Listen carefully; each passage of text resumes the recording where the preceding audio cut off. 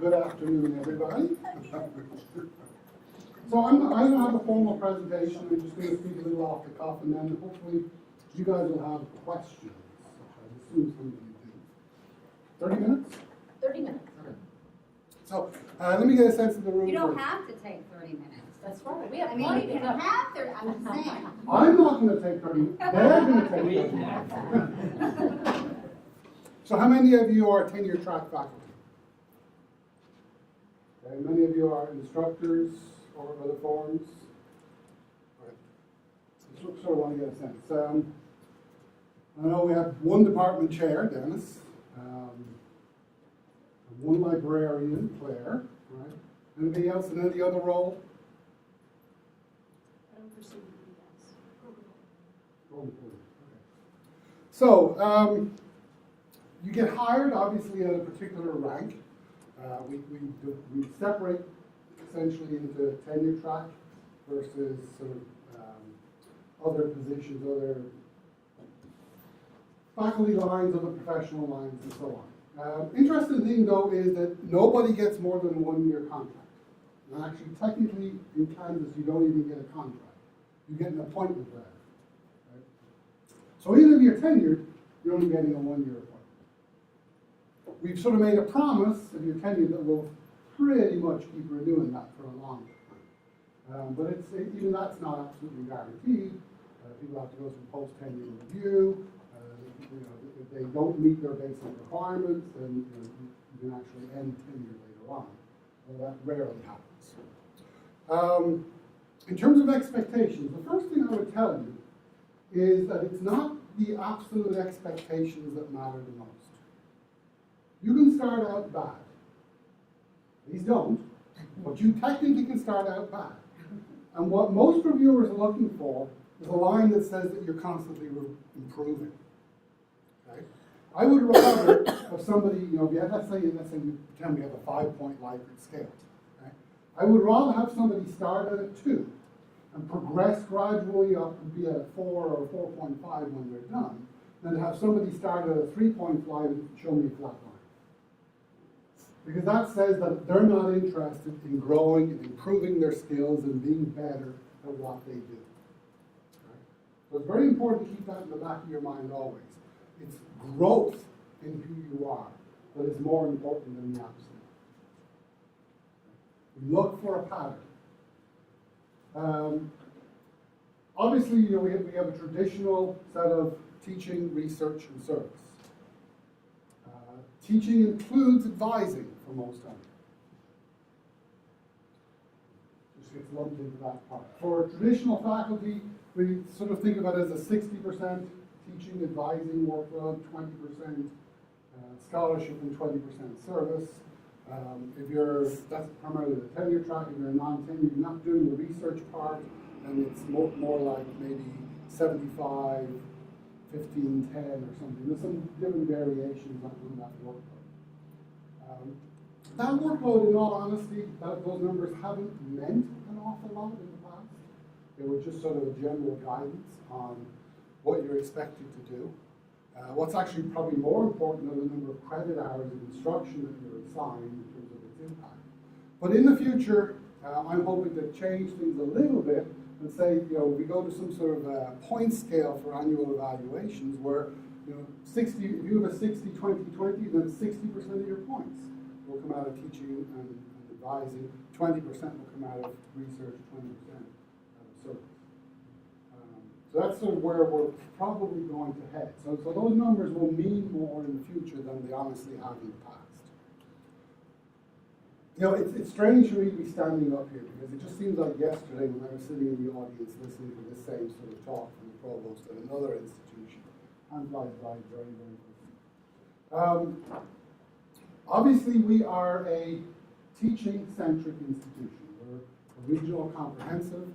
We look for teacher scholars. That means that the largest part of your workload is teaching. You're not expected to publish like you would at a research one institution. Multiple papers a year, multiple grants. That pressure is not on you. Hopefully you chose to be here because you're passionate about students and passionate about teaching. But you can't be passionate if you're not connected to your discipline. If you're not keeping up with it, if you're not engaged with your peers around the country, you don't know what's going on. If you're not that interested in your field, then you're not going to be able to stimulate the students in your classroom. So that's why we have that 20% expectation of research, to show that you're engaged. Now, we are a supporter of the variety of different, I always get them mixed up, is it Boyer, Bloom, or Boyer? Okay. Bloom's taxonomy, Boyer's, right. Okay. And the new Blooms. Oh, and the new The blue. new Blooms, The revised okay. But Boyer's model of, a variety of different forms of scholarship, including the scholarship of teaching and learning, which I'm particularly passionate about, scholarship of sharing information, the scholarship of new knowledge discovery, what's traditionally considered research, and obviously in different disciplines like art and music, scholarship of performance, things like that, performance art. And so we will accept, we encourage, and I would like to see us encourage even more, the scholarship for teaching and learning, given the nature of the institution. And I'll be starting a lot of neat university-wide initiatives that will give anybody in any department an opportunity to get involved in some structured research and get your name on some papers. One of the neat things about scholarship of teaching and learning is that nearly every discipline has its own teaching and learning journal. So if you're in music, I'm sure there's a journal of how to teach music. If you're in English, there's a journal of teaching English. Okay? So everybody can, because when you talk about effective teaching and learning, the music faculty don't care how the English faculty teach. Nothing to do with me, doesn't seem like music whatsoever. Anything that you do in English is probably just not going to work in music, right? I'm sure you all feel the same way. Even the chemists and the biologists think that their approach to teaching is totally different. Even though they're both sciences, I'm a biochemist, so I got to mix the two. But there are teaching journals in chemistry and in biology. So I'll be offering some opportunities over the coming years where you can get involved in projects and then write a paper up for your journal in your discipline. And it means that anybody across the university can participate and try these things out and get a publication in teaching and learning. Or maybe more than one if you would be interested in doing that. And of course, within your own discipline, you'll be able to do those sorts of things.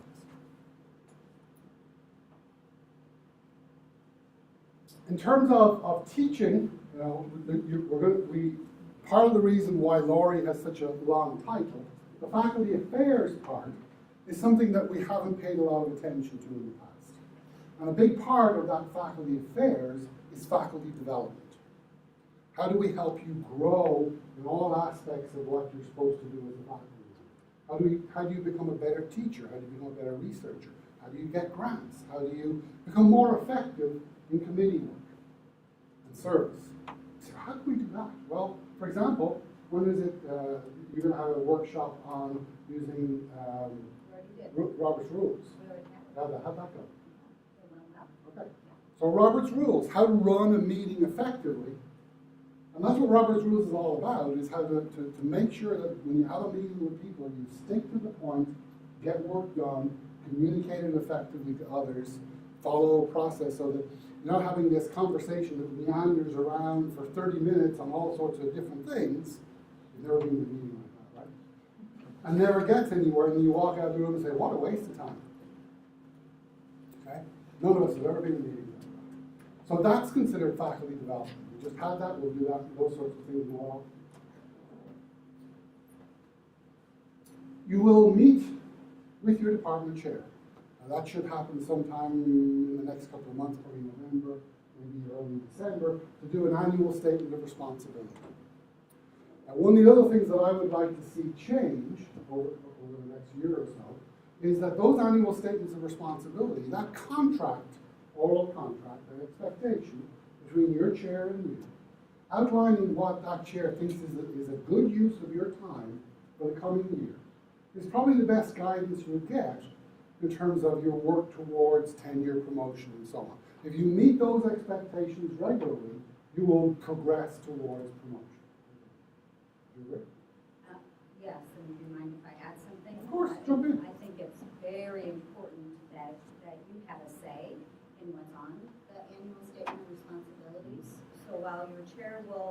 sort of have some consistent language that we see on all of them. There may be something specific to your discipline or the work that you're doing that you want to make sure gets in either the teaching or the service or the scholarship. So don't be afraid to have that conversation with the chair. That's your right.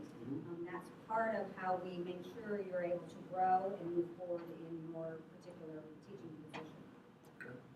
So, funny thing is that even though every faculty member around here for many years has had this ASR process, those documents have not so far been required to be included in the tenure and promotion process.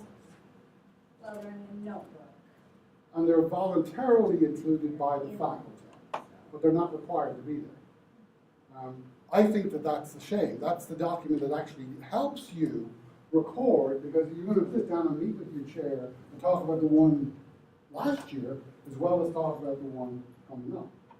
And if you document that well, that's a very easy way to help you document how you're doing in terms of promotion and tenure and meeting department expectations and sharing your part of the workload of your department. So we'll look to change that over the next year or two as well to include that. That involves some negotiation with the bargaining unit. Try not to say the word union because it's not technically union. Bargaining. There's a difference. There is. There's a difference. So again, and that will also be a good way, as your chair rates you on those, to document your growth over time. Let's see, what else? Then you're going to talk about the faculty badge. Okay. Sure, that's a good. We started a project a year ago. Promotion and tenure is a strange process in institutions of higher ed. Who determines what you need to do to get promoted?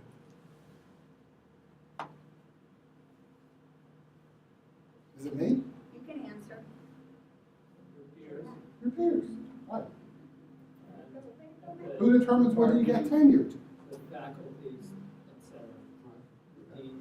All right. Which peers? Okay. Oh. Chocolate, you answer first. You should do something to me. I should. Which peers? Is it all the faculty? Who sets the standards for you in a particular case?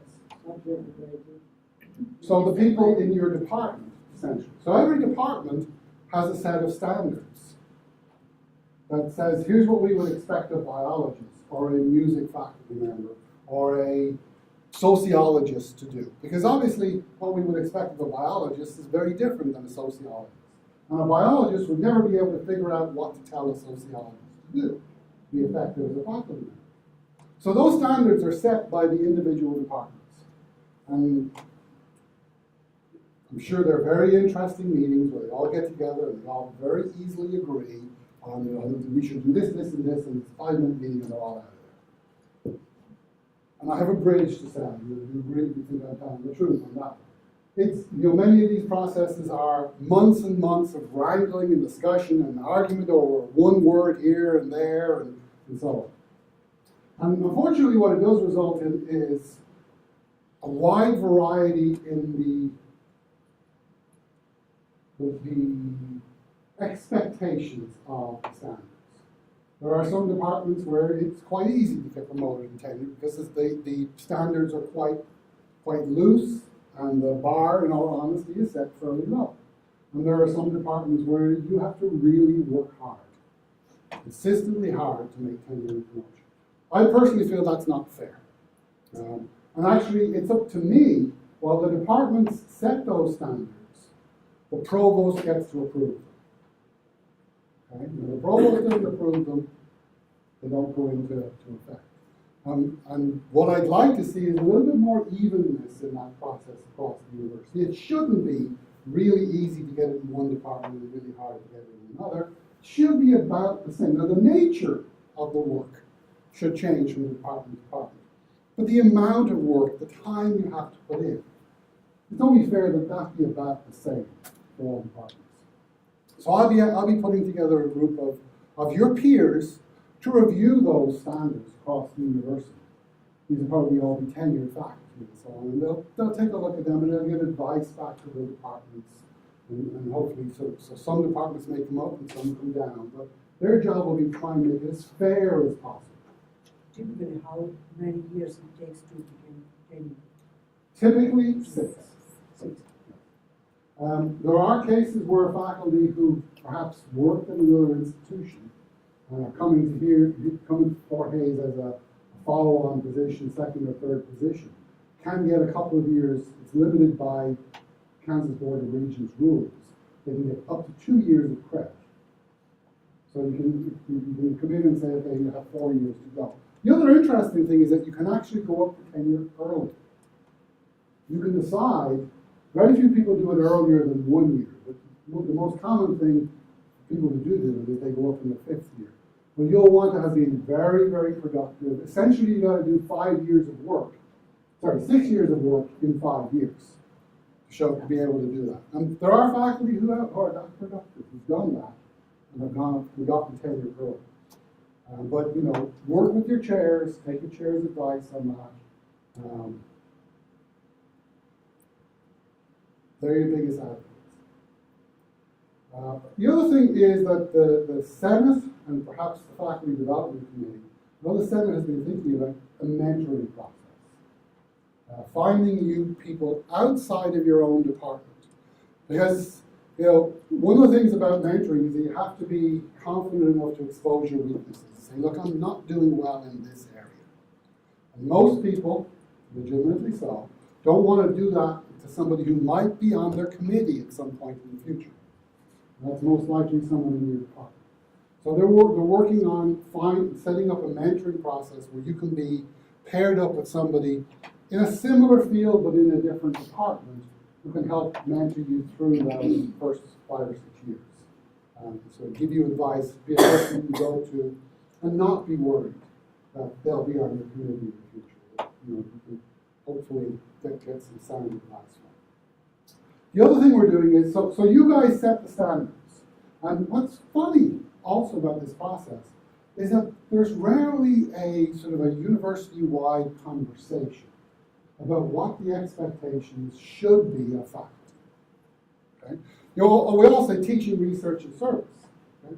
But perhaps some guidance on, okay, what type of teaching? What type of assessment am I using? Am I doing, dynamic feedback to my students? Am I assessing student learning? Am I using active learning? Am I using experiential learning? What are all the possibilities? In what ways could you show growth in teaching and learning? You don't have to do them all. But wouldn't you like to have a menu and say, that sounds really interesting to me. I'd like to really incorporate some experiential learning into my teaching. Okay? And so what we are developing, we started last year, we started these roundtable discussions with the faculty on what, when you think about, you're now on the faculty, so you want to hire, next year, you would like to hire good faculty to come to your department. Because if you hire a bad faculty member, guess what? You're going to have to do more of the work. Right? You're going to have to take up the slack. So the way we're approaching this is, if you are hiring a new faculty member in your department, what would you expect their values to be? What would be important to you? Now, we've had faculty, we had one case last year, where the faculty member during the interview process would not stop talking about research. He could teach, but he spent the entire interview talking about research. To the extent that we got the impression that that's what was most important to that faculty member. And this is a matter of you all heard the term fit. Okay? It's not that person wouldn't have been a good faculty member here. But I guarantee you within a few years they would have left because they were being frustrated with all the time that they were forced to dedicate to teaching because of the teaching expectations. So that person wasn't a good fit and wasn't hired. We need to communicate well to prospective faculty and to faculty going through promotion or tenure. What are the expectations and how can you meet those? What behaviors can you engage in that will show people that you value the things that this institution values? What I mean by this institution, I mean the body of the faculty.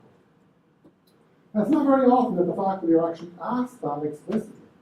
It's sort of this self-perpetuating process that changes slightly every now and again. And quite often, the incoming faculty, and I was a great example of this, are sort of frustrated by these old fogies setting all these standards and expectations from you. What do they know about, they've been, out of active research or whatever, for years, and why are they telling me what to do? But in fact, it's the whole body of the faculty that makes the decisions. And quite often, it's a funny situation because many faculty find promotion and tenure standards and processes to be irritating sometimes. And yet, the faculty themselves are responsible for it and self-perpetuate the process. So we're taking the approach of a broad look at this. We've had a lot of focus groups last year on asking faculty in groups, what's important to you? If you were hiring a new faculty member, what would you expect that new faculty member to do? What values would you expect that person to have? How would you see that activity? How would you measure and reward it? Okay? And so we're carrying that process forward this year to take those vague set of values into activities that would reflect it and provide you with guidance on how you can perform better in those areas. And Lorie is actually leading the focus groups that are doing it. It's good work for business. So that's sort of the broad thing. These are sort of evolving things. They're set by you. They're enforced by you. The dean, the chair, and the provost get to look at them after you've set the standards. Get to sort of really our job more than anything else is to make sure that the process has been followed appropriately. There's no discrimination going on, things like that. It's primarily your peers who make the decisions about whether you get promoted or tenure. We are looking at additional promotional opportunities in different areas. We have instructor, we're looking to form a senior instructor. As a lecturer, we're looking to form a senior lecturer. We're looking for ways in which we can set promotional targets for you to reach, no matter what position you're in. Librarians, we're looking at going to librarian 1, 2, and 3. So I want to, reward people, provide targets and opportunities for people to grow. You just have one, and you're in there for life. You're an instructor, and that's it. What motivates you, other than the a few percent that we have every few years for raises? What motivates you to move up the ladder? What other opportunities might you have? Outside of your department, within your college or even across the university, to get engaged in other activities. And that's an important thing. So initially, when you start, your first year, you should be focusing on your teaching, getting your courses together. Especially if you do a lot of new preps, pulling the information together, focusing on that. Gradually, as you move up, if you're going for that first step, maybe towards associate professor or for promotion to a senior instructor or something. Those levels you want to be thinking still primarily about quality, the teaching, service within your department, mostly service within committee work within your department, maybe some within the college.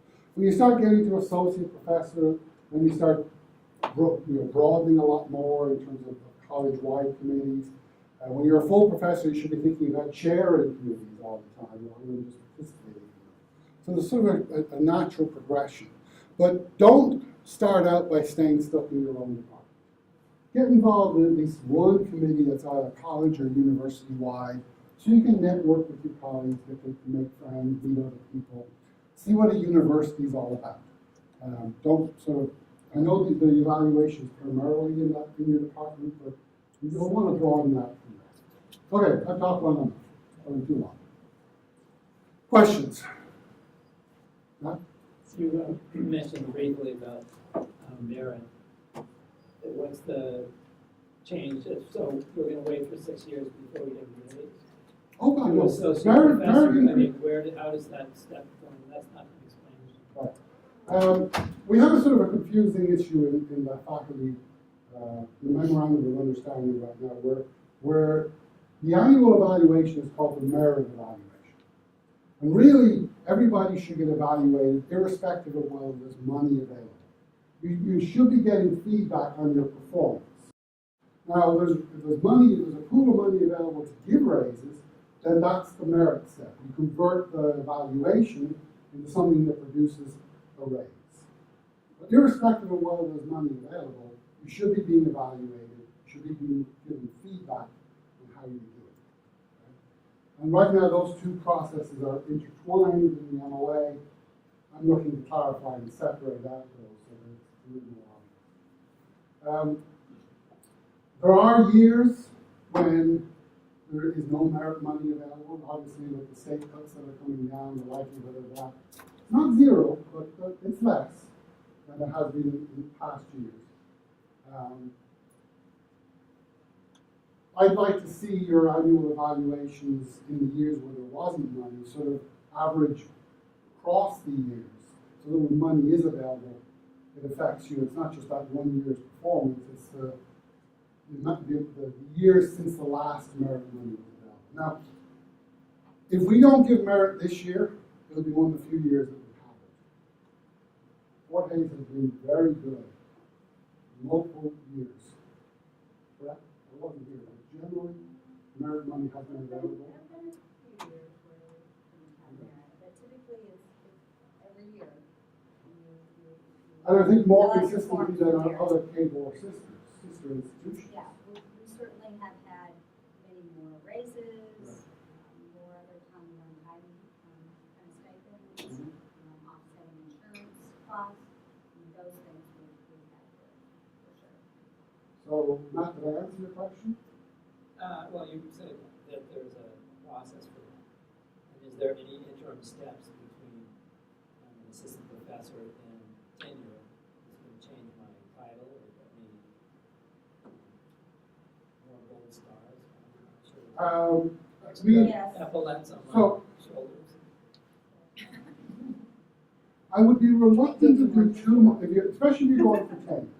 I'd be reluctant to do anything on anything other than a traditional faculty role in those 5 or 6 years where you're preparing for tenure. If you're not, you can be more flexible, and after you get tenure, you can be more flexible. So, for example, you may not get a title, but you could get some course reassigned time to take on some leadership or administrative role.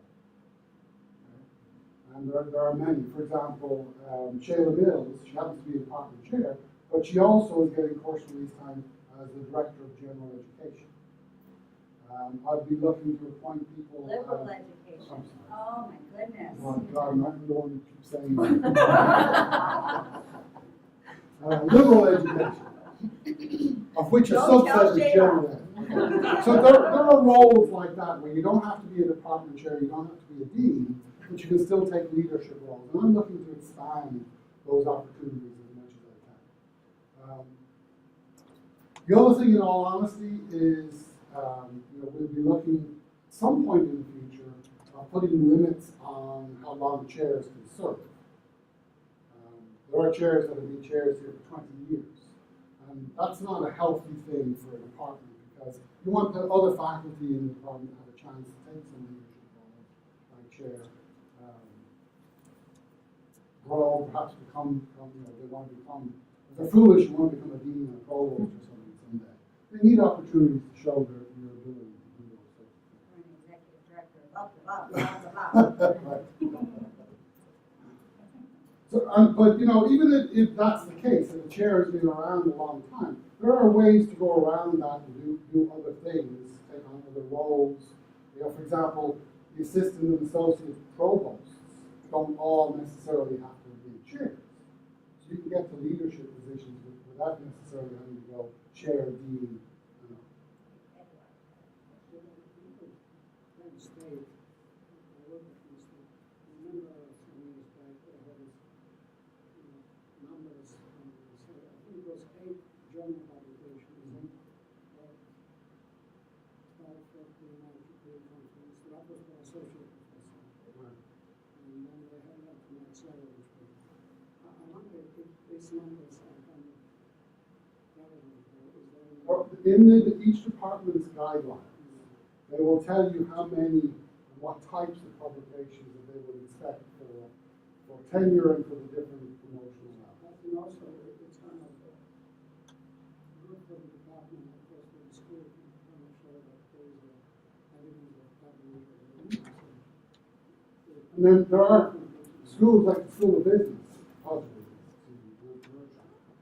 where the accreditation process actually sets expectations.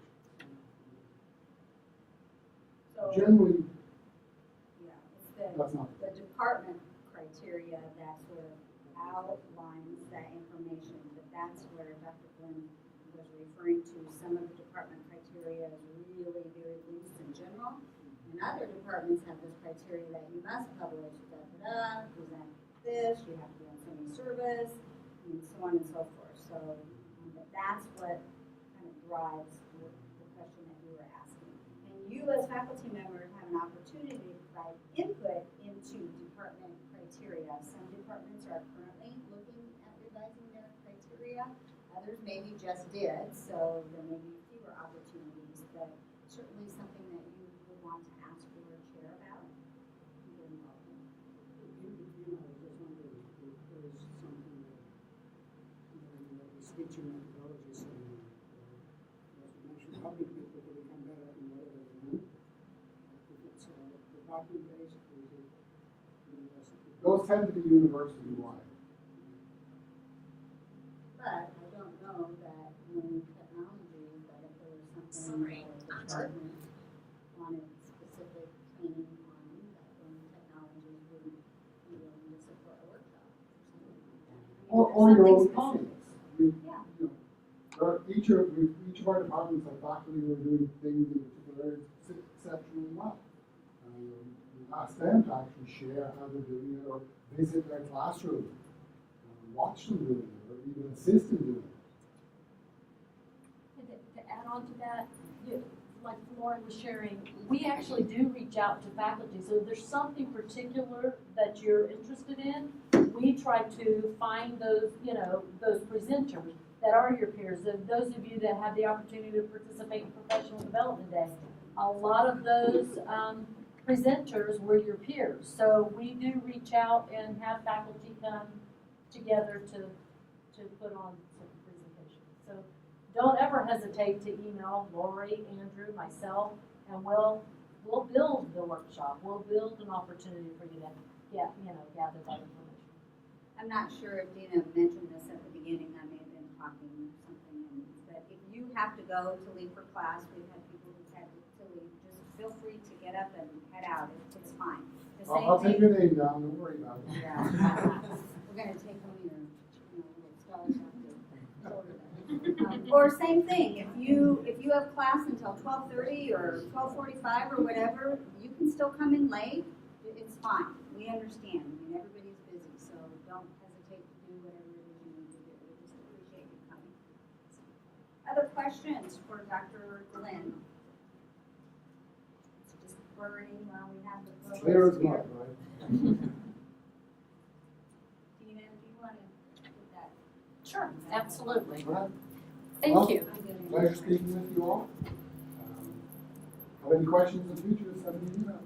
All right. Thanks. What's that kind of email? Yeah, actually, you can take one of each, but that's right. Now I'm gonna give those two things So away. I'm going to But that's pass fine, there's around. plenty in there. I'll start it on either side. The other topic we listed on your schedule for today is the last day of attendance for participation, and a lot of times you'll see it abbreviated as LDA/P. Some of you may have already been sent these emails asking you to verify that last day of attendance. This probably started just a few years ago, and I remember when it started coming into emails, faculty were like, what is this? They had no idea what we were being asked to do, because that hasn't always been the case. So most of you in this room, I believe, have been participating in the new online faculty course, orientation course. And there was one of the modules talked about the last day of attendance or participation we wondered if you want, we could play it quickly again. It's what, like 1 minute, 1 minute 19, just to show you again where it is and then answer any questions you may have about it. Plus, this handout gives you a couple other ways that you can go in and make sure that you're marking it. So we'll just do that quickly and then I'll answer any questions you might have about LDAP. LDAP or something, I don't know. Did you create this, Nathan? Yeah. Sound isn't working. Oh, Thank we might need sound. Yep. Well, we can just start her Oh, over there it again. goes. No, maybe it's your computer. Maybe we have no sound, and therefore we won't be watching. Was there silent movie? No, we can make. Do we I want worked to? We can really make up hard on this scenes for it. voiceover. What is going on? Feel free to visit while we're What's your volume at? putting this all together. Maybe it is Thank the you, computer. Edward. There we There go. we go. Let's try this. Is that working? No. Oh, Still. no, that's.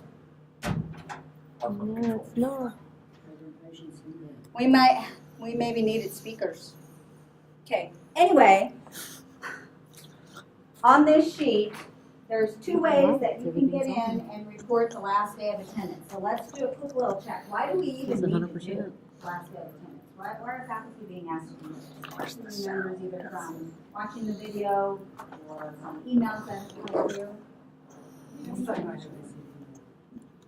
For email, but why are they asking us to do it? Okay, so financial aid, scholarship information, we have to report that back to our financial assistance office. So they, it's okay, we really don't need it. Oh, okay. It might not be loud enough for us to hear anyway. We'll need to think about that next time. So that's the Yeah, I reason feel they're bad. asking us to do it. Does anybody have questions about what you're supposed to be reporting? It can't just be that a student logged in to your Blackboard course. In the library, I kind of check emails if I have anything from that student. Providing a non-communication with the student first day of the semester. So at least you had some type of activity that the student was doing.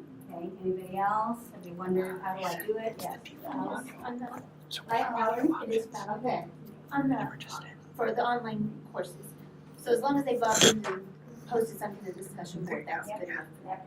As long, not just that they've logged in, but that they've logged in and actually done something, either with your discussion board, or maybe you had them upload something, whatever. That counts for the last day of attendance. How did you get it? So even from, if I have a student in November, or actually no, at the end of the semester when I type in a U, it always asks for last day of attendance. Even if I had a student that maybe I emailed them, hey, you need, make sure that you're And doing they your didn't assignments. drop, and they didn't And they drop, never and they did didn't anything. drop. I still say they never participated or attended. Well, you would still put, but it would be the end of the course because they never dropped, but your comments could be that they just didn't participate. And, Right. let's be honest, we do sometimes have students who are making use of financial aid for purposes other than actually participating in a course. So sometimes we'll all have those and they'll stay in your course throughout the entire semester and you're like, would you just please drop and get out so I don't have to worry about trying to contact you anymore, or getting a hold of your advisor, but you'll find that we have some that do that. So, yeah. I So have you're a right. situation, so Uh-huh. where one student, he or she didn't attend my two lecture, and then I got the email from Health Center that he or she will talk with me about his courses. But he or she didn't show up. So what I do, So you got an email from the Kelly Center that the student needed to talk to you about the courses, and the student has not taken it upon him or herself to come they visit didn't with show you. up. The only thing you can do is, you can report that to the advisor of the student, and if you get into your courses in Tiger Central, you can find out who the advisor is for each of your students, and you can let the advisor know. You can also get a hold of the Kelly Center and let the Kelly Center know. And then we do have this other system, and I don't know if I want to, Starfish, which is in this, is it in this week's module? Starfish, or was it last week's module? Do you remember Starfish, early IQ? It's in this I week's. started last It's time. this I week's. just did it. Okay, so that's another way that you can report that the student has not contacted you, you've had nothing, and then that way it's documentation for you that you have tried to do what you've been asked, and sometimes students just don't take advantage of the services that we provide. And Good just in question. case if they hear, it's also Tiger IQ, so if you might hear Starfish. is Yeah, it the has thing. these other names, early Tiger IQ alert, Starfish, Tiger IQ. I don't know why, those are all of its little names. What other questions do you have about last day of attendance, or in the few minutes remaining? We just wanted to hear, have you had some great successes so far in the last 5 weeks? Are there any other things that you're concerned about that you would like to talk to us or your colleagues and get some advice? Edward? Now that we are almost new faculty, And you may need to talk a little bit louder because we have a fan blowing up here, so it's hard to hear. yeah, I wonder on the multidisciplinary kind of research initiative, of course, sharing some teaching and there is a possibility to organize kind of discussion of what research we could do. Because, I often hear from fellow second times that the money is becoming tight. And the question is, if we could generate some income, because there's a lot of calls for proposals, and, and they don't necessarily have to be NASA kind of type of research. It could be applied research within the skills that we all have. And it's just kind of sit down and problem and see if we could figure out some bridges that we could. So guess what? We already have a person, we have a faculty member, her name is Dr. Josephine Squires in the Department of Political Science. She has a research environment committee that they come together, maybe that's not its exact name, but people come together that have an interest in doing some research and collaborating and just bouncing off ideas. And that's the purpose of that particular committee. So I would encourage you to get a hold of Josephine Squires and connect with her and say, hey, I'm really interested in meeting up with some other people and seeing if we can discuss some potential scholarly activities. Edward, I can connect you too. I'll send you your email address. What else? See ya. Have a good class, Abu. So you will have students not doing any work, online students, Really? one student. So what's the standard approach? What should we do as faculty? So I will tell you what I typically did as a faculty member if I had a student that wasn't participating, especially if they've missed, one or two things. I usually contacted the student first, sent them an email. Sometimes if I had a phone number, I would call them, but oftentimes that student didn't respond. So then next I would contact the student and the advisor of that student and say, so-and-so just isn't participating, concerned, do you have any other additional information? And then it's the advisor's responsibility at that point to do some follow-up. But chances are, if the student already isn't participating, has missed a lot of things, sometimes they'll come in week 1 and then you don't see them again the rest of the semester. Yeah, it happens a lot.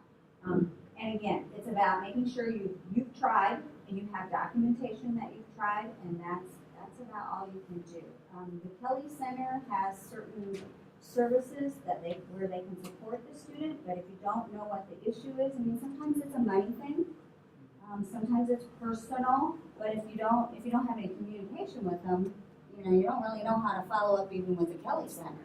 So that's how I approached it. Now, some other people may have other good ideas how they've done it.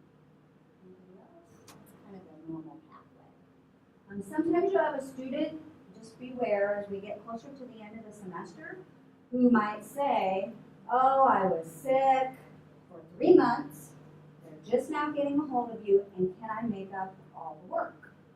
Okay, we have students that do that. And if there's a legitimate reason, and there might be, maybe somebody was in a serious car accident and for some reason the information just didn't get to student affairs and didn't get to you. you certainly would want to help that student. But in many cases, it's a student who just wasn't taking business and is now seeing at midterm time they're getting a U. And for virtual courses, we don't report midterm grades, although I would highly recommend you just do that on your own if you have time to do it. It just is helpful. But at the end, they're seeing they're going to get this U or this F, and then it's like, can I make everything up? And if you documented things prior, if you said, I tried to contact you on this date, I got a hold of you again on here, I notified your advisor, then you have the documentation you need to say, I'm sorry, you just didn't respond to me when I tried to get a hold of you. That's all you can do. No, I was just, because I have a student that says she didn't do the assignment because of medical issues. Should I refer her to someone else? Well, so I ask for documentation, not diagnosis, not money, nothing that said, I don't even know the personal business, but just to try and get some verification.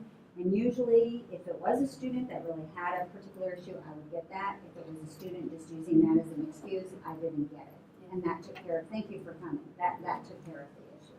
It's like the doctor's note, like we're about to work. Yeah. And if a student says they're ill, they're ill, they can't come to class, they can't do whatever, they should go through student affairs. And student affairs will help document the information for you. They'll help the student notify all of the instructors. The student has provided us with documentation, letting us know they're not able to attend classes, until such and such time. That's been really helpful. So in that way, academic affairs and student affairs are really doing a good job of part-time. Is that what you were going to mention, Brooke? I was just going to say, sometimes I've emailed students and had them say, oh, I don't check my 14th email, which I don't think is a valid excuse. But on our roster, it does say their alternate email, so I'll CC that email address on my email to the student too, just so that way they can't come back and say, oh, I don't check my email. But it does. If it's there, then use it. Send it to both. Any other questions or concerns? We have just a few minutes left. So it's already been into the 6th week, right? This is week 6. 6, Yes. right? And then so, because actually I have a student. 2 weeks of midterm already. Oh my gosh. I have like 2 students actually. They, from week 1, they haven't participated, on the Blackboard, activities At all. and that at all. And so, do you think it's too late to send to them? No, I would do it now. I would do it now and just say you haven't participated. I would CC their advisor too. Okay. I would just, do it now and get things documented. And they may just drop off. You just don't know. But every semester, I usually have one that just drop so I don't have to keep trying to get a hold of you. But they don't. That's true. They don't.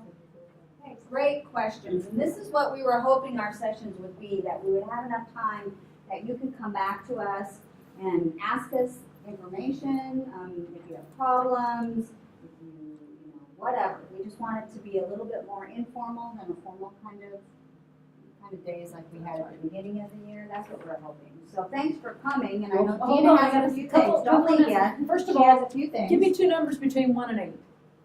4. 4, and what's another one? 6. 1, 2, 3, 4. You're 4. Woo! Jackie gets a 5. 6. Claire. Woo! Sorry, I didn't get any on this one. I mean, so There's let me candy on ask your way this out. real quick. Attendance, as far as attending the Learning Network series, when you attend, and I'll send something out in an email because so many people are missing. We do take attendance. It's not mandatory. We encourage you to come, but We however. love for you to come. Absolutely. The Yes. provost does give a certificate at the end, so those of you that will be working for tenure promotion merit, you can use that in your portfolio, so I wanted you to be aware of that. I sent out some upcoming events, so hopefully you received that email. Tomorrow, there's a great webinar. It's called Move Beyond Civility, How to Facilitate Difficult Discussions in the Classroom. And that will be up here down in the Stoffer Lounge. You can bring your lunch. It starts at 1 o'clock. So it's at the opposite end. So hopefully that'll work in your schedule. Blackboard workshops, we will have one tomorrow and again on Thursday for the Grade Center in our location in Learning Technologies. It's command and call 161. And then you also, I sent out a little flyer on social events. It's not something that we actually, we're not the sponsors of the event at Fort Hays, but we constantly have new faculty that love to get together to know one another. So I do coordinate the events and I'll attend the events, but we will have new faculty from last year that are there that will give you a chance across the disciplines to network. And then the last thing I wanted to share with you quickly, is anyone in here teaching an 8 weeks online course? Okay, I have set all of you up digital measures for your course response. For your 8 weeks, if your chair has set you up to have that course evaluated, you will receive emails. So each semester, when it's towards the end of the semester, you will receive an email from Digital Measure saying that, your course results are now available. To click on the link. If you have a difficult time, contact me, because even though I set everything up in there for you, I could easily have misclicked a button. So it should be fine, it should work fine, but I wanted you to be aware of that. So if you didn't receive it, number one, I would check with your chair to say, hey, did you have my course evaluated? Because they're not all 100% evaluated at this time. So check with them. If he says yes, it was submitted, or she says yes, it was submitted, then contact me and I'll go in and look for you. Oh, by the way, Dina, actually, so in order to kind of, to foster more participation from students online and to do the evaluations, so what kind of things do you generally do? That is a great question. I will send you out next week. Actually, I'll probably send it this week for the 8 week, but usually a few weeks out, I send an email saying this is just a generic email. I draft it for you, so that way you can send it to your students and just, sign your name to the bottom so that you can email it to the students. Typically, our response rate is like 34% nationally. Online response rates hovers around 32%. It's just one of those things that you constantly, when I taught, I would say, I really value your input, please. And that's how I improve my teaching, is by getting that feedback from you. So it means a lot to me for you to take the time to do it. Some faculty set it up where they give extra credit points. It's just totally up to you. So, but I'll be more than happy to. Okay, but I got to weigh in on that one. Okay, yes, ma'am. I do not believe we should be giving extra credit points for students to do evaluations. I totally agree with you. Yes.